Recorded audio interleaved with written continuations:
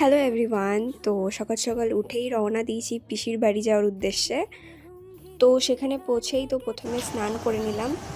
স্নান করার পর বসেই ছিলাম অনেকক্ষণ, কারণ আর তো কোনো কাজ নেই সেখানে। তারপরে দুপুরে খেয়ে দিয়ে রেস্ট করে বেরিয়েছিলাম সন্ধেবেলায় একটু ঘুরতে। তো প্রথমেই একটা কালী মায়ের মন্দিরে গিয়েছিলাম দর্শন করতে।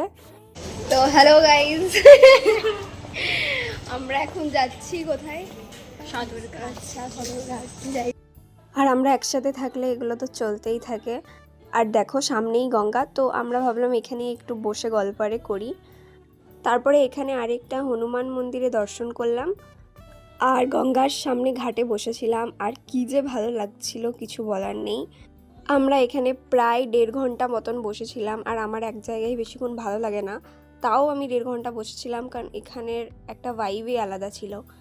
তারপরে আমরা চলে গেছিলাম একটা মোমোর দোকানে মোমো খেতে। আর এখানে যখনই আসি আমি এই দোকানেই মোমো খাই, দারুণ করে জাস্ট। তো মোমো খেয়ে আরে কিছুক্ষণ গঙ্গার ঘাটে বসে চলে গেছিলাম ঘরের উদ্দেশ্যে। তো আজকের ভিডিওটা এইটুকুই, টাটা।